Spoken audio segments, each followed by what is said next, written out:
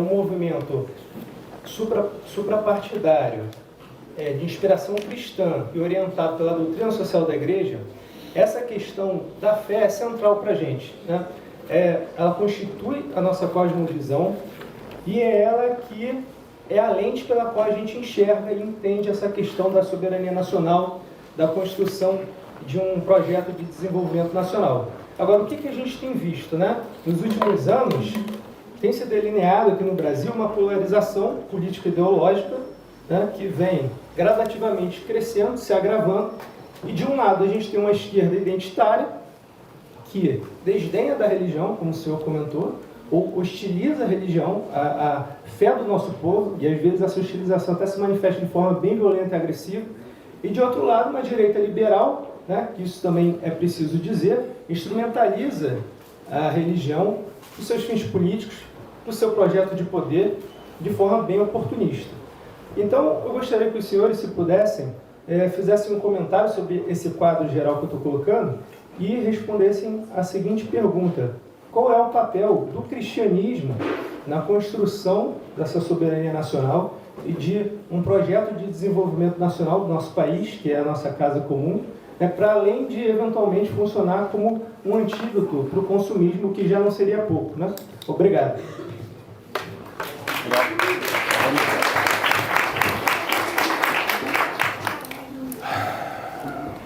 É assim, ó. A leitura do cristianismo, como o amigo sabe, é uma leitura muito conveniente e oportunista ao longo dos ciclos históricos. Então você fala na doutrina social da Igreja Católica. Eu fui formado nela. A influência ancestralmente da Rerum Novarum, depois o Vaticano II, teologia da libertação, já vão sendo caminhos de explicitação mais despudorada de uma solidariedade mais engajada aos mais pobres e que nega uma certa passividade ancestral que se recomenda ao pecador, porque a expiação dele aqui é abreviante da sua chegada ao paraíso. Então, essa leitura, ela tem essas evoluções todas. Para nossa sorte, de novo, nós temos no papado um Papa Francisco, extremamente, não por acaso chama Francisco, que é o santo da Igreja Católica da minha devoção, é a minha denominação também, a Igreja Católica, e é o santo da minha devoção por muitas coisas. Ele é pioneiro da questão ambiental, ele é pioneiro do despojamento consumista, quando os filhos de ricos põe-se nu e vai comungar com a natureza, enfim. E o Papa, o cardeal Bergoglio, escolhe Francisco, não é por acaso, portanto é um sinal bastante eloquente. Entretanto, neste momento no Brasil, a tendência, dada a baixa militância do católico médio, a tendência é que a nossa sociedade está crescentemente sendo dominada, até porque a Igreja Católica imita aquilo que, sendo cristianismo também, não sou eu ninguém para negar isso, introduz entre nós a chamada teologia da prosperidade. Esta exacerba o individualismo, embora traga para nós uma moral luterana que está na base moral e filosófica. Algum imbecil acha que eu estou me metendo em religião? Não estou me metendo em religião, estou falando de filosofia e de política. Não é? A moral luterana afirma que o lucro, o êxito econômico é um dom de Deus, é um prêmio que Deus dá aos abnegados, trabalhadores, obstinados e tal. Enquanto parte da doutrina da moral católica, isso é Weber, né? Porque antes que algum imbecil venha de novo falar que eu estou me metendo em teologia, eu não sou ninguém para isso, é mais fácil um camelo passar no fundo da agulha do que um rico ganhar o reino dos céus. Então, essas duas coisas estão em profunda contradição na vida brasileira contemporânea. Quem está ganhando é a exacerbação individualista. O que é que nós podemos e devemos fazer? Com todo o esforço testemunhal que Casal Dáliga, etc., fizeram, cai na mesma contradição. Se você olhar, por exemplo, uma figura extraordinária como o Frei Beto, ele não é capaz de uma palavra crítica ao lulopetismo e às suas tremendas contradições, nem mesmo a corrupção. Se você olhar outra figura absolutamente respeitável como Leonardo Boff. Um governista cego para todas as contradições, inclusive, especialmente, essas fundadoras do problema da contradição brasileira.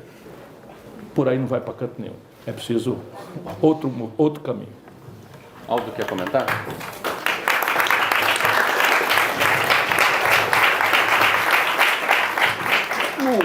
O cristianismo está na origem da formação social brasileira.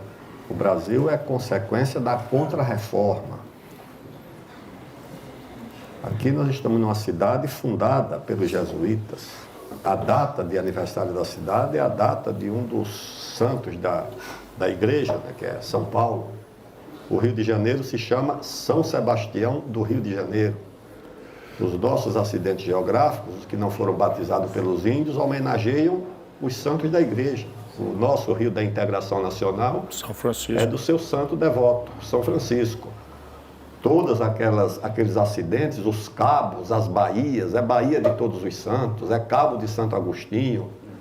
Então, isso está profundamente ligado à nossa formação. Então, aqui não se trata de uma confissão religiosa. O cristianismo está ligado à nossa cultura, à nossa identidade, à nossa matriz, à nossa origem, às nossas raízes. Todas aquelas cidades do Vale do Amazonas tiveram origem numa missão religiosa. Todas elas. Os religiosos ajudaram a criar o Brasil. Essa é que é a verdade. Ajudaram a criar o Brasil. Portugal não teria meios de manter um império colonial dessas dimensões se não tivesse forças aliadas. E o que é que ele fez? Ele deu para os jesuítas. Quando Pombal desapropriou as missões religiosas na Amazônia, E no os Rio Grande. jesuítas E no Rio Grande também. exatamente, eles tinham fazendas de Marajó até Tabatinga. Só numa fazenda de Marajó eles tinham 138 mil cabeças de gado e 1.400 e não sei quantos cavalos. Se você for em Belém, você vai ver o convento dos mercedários, construído em 1700 e pouco.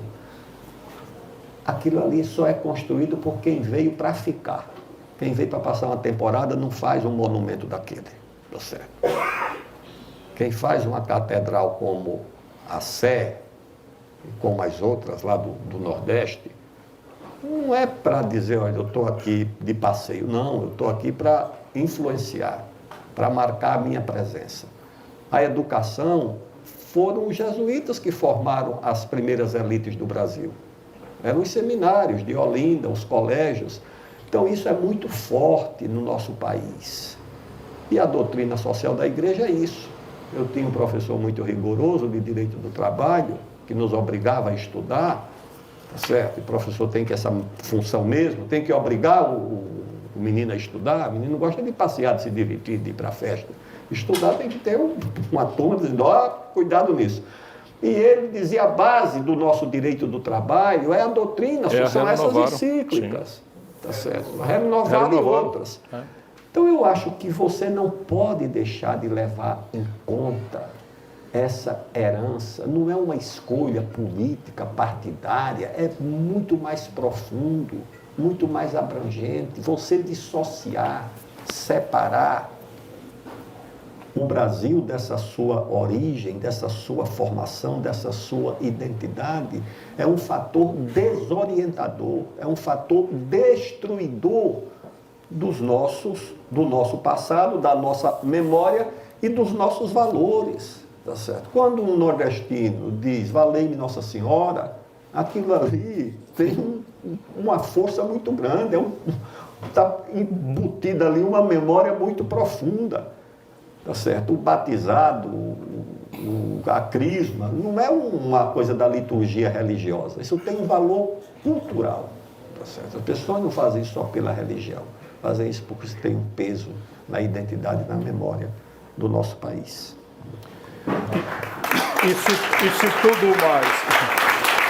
tudo mais já não fosse bastante, vamos lembrar que a característica central do cristianismo é a compaixão. Exatamente. E a solidariedade. Nós precisamos trazer de volta a compaixão e a solidariedade. Nosso povo está aí precisando muito.